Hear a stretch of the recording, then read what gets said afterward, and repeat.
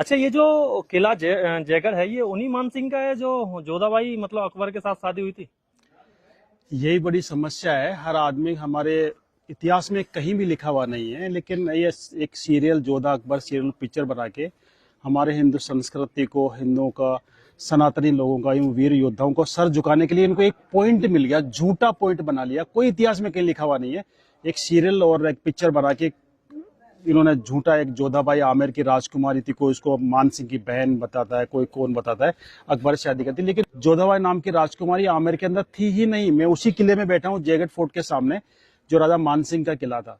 और राजा मान सिंह 400 साल बाद अपने हिंदुस्तान की हर बहन बेटियों को, जो अफगानियों ने उठा के ले गए थे यहाँ पे, और 400 साल तक उनको लूटा था, उनकी असमत लूटी थी, उसका बदला लेने के लिए 400 साल बाद अफगानिस्तान जाके वहां पे भयंकर गदर मचा सकता है और वहां पे इतना खौफ पैदा कर सकता है कि आज भी वहां पे बच्चा भी रोता है, कहते हैं चुप हो जा, नहीं मान सिंह आ जाएगा। कहावत है, मात सुनावे बाल का मान सिंह रणगात, भूलो नहीं काबुल आज भी वो खांडो वो हाथ। माता आज भी अपने बच्चों को मान सिंह रणगाथा के बारे में सुनाता है कि काबुल आज भी वो मान सिंह का हाथ खाना नहीं भूला है। वो मान सिंह क्या अपनी बहन किसी अकबर को या मुस्लिम को दे सकता है? अफगानिस्तान लूटने के बाद उस आदमी ने अपनी लाइफ के अंदर 7,000 मंदिर बना दिए। तो मुगलों के टाइम में जब मंदिर का नाम लेना भी गुनाह था, आज भारत सरकार को 80 साल बाद भी एक मंदिर बनाने में 80 साल लगे, आजादी के बाद एक मंदिर, राम मंदिर बनाने में। उस आदमी ने मुगलों के टाइम में, अकबर के टाइम में, जब मंदिर का नाम लेना भी गुनाह था, उस आदमी ने 7,000 मंदिर बना दिए थे। वो शख्स अपनी बहन किसी मुगल को दे सकता है? गले उतरती है आपके? ये झूठी कहानी बनाई गई है। जोधा नाम की कोई राजकुमारी थी ही नहीं। मैं आज क्लियर कर दूं आपको, जोधा आमेर के अंदर एक दासी पुत्री थी। मान सिंह के फादर का नाम था भगवान दास और भगवान दास के फादर का नाम था भारमल। राजा भारमल की शादी जोधपुर हुई थी, जोधपुर की राजकुमारी से।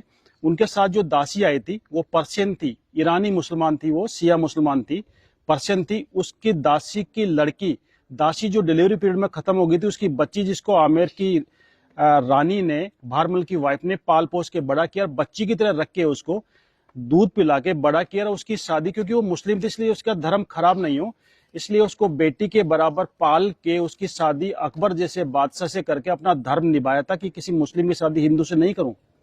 और लोगों ने उसको कहानी बना दी कि सब जो मान सिंह की सिस्टर थी, मान सिंह की बुआ थी, अकबर से शादी कर दी। मान सिंह जैसा तो योद्धा ही नहीं था। अगर मान सिंह नहीं था उस समय सनातन ही खत्म हो जाता। आज हर मंदिर के ऊपर आपको पचरंगा झंडा नजर आता है। पता है पचरंगा झंडा क्यों लगाते हैं? अफगानिस्तान के 5 कबीलों को जो हराया था, 5 टुकड़ों में डिवाइड था अफगानिस्तान, काबुल, कंधार, बलख, गजनी और तजाक। खूंखार कबीले थे। दुनिया की कोई सेना वहां पे गई लेकिन जिंदा वापस नहीं आई थी। उस अफगानिस्तान को मान सिंह ने एक युद्ध में पूरे कंट्री को परास्त कर दिया था। 5 के झंडे छीने, उनको 5 के मिलाए, उस विजय की याद में अपना पचरंगा झंडा रखा था। उससे पहले अफगानियों ने यह हालत कर दी थी हिंदुस्तान की। हरिद्वार जाते, हरिद्वार में जितने भी पंडित थे सारे पंडितों को मार दिया था, सारी पूजा वहां पे बंद हो गई थी। मान सिंह ने वहां पे जाके दोबारा से हिंदुस्तान के सारे पंडितों को बुलाया, सोरोजी से बुलाया, आसपास के गांवों से बुलाया, और वापस वहां पे हर की पौड़ी बनाई और दोबारा से वहां पे धार्मिक प्रक्रिया स्टार्ट हुई थी। हिंदुस्तान के हर कोने से पंडित गए थे। राजा मान सिंह को धर्म रक्षक माना था और उनके पचरंगे झंडे को मिला के, 5 कलर को मिला के आगे से तीखा करके उसको धर्म ध्वजा का रूप दिया था।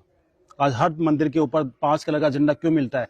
ये राजा मान सिंह ने अफगानिस्तान को हराया था, उसी झंडे को धर्म ध्वजा का रूप दिया और राजा मान सिंह को धर्म रक्षक की उपाधि दी। सारे हिंदुस्तान के सब पंडितों ने धर्म बचाया अगर किसी ने तो राजा मान सिंह ने। हमें बदनाम किया जाता है, मान सिंह को बदनाम किया जाता है कि मान सिंह राणा प्रताप का साथ देते, हिंदुस्तान का इतिहास ही अलग होता। मैं बता दूं, अगर राणा प्रताप के साथ अगर मान सिंह मिल जाते, उसमें हिंदुस्तान का साउथ पार्ट पूरे अफगानों के अंडर में था और उनको हराना बड़ा मुश्किल था। और उधर से मुगल और आ गए थे। मुगलों के पास वो हथियार थे, तोपे बंदूकें, जो इंडियन के पास किसी के पास नहीं थी। अगर मान सिंह राणा प्रताप से मिलते तो मुगल और पठान मिल जाते, हिंदुस्तान से नामो निशान मिटा देते हिंदुओं का और सनातन का।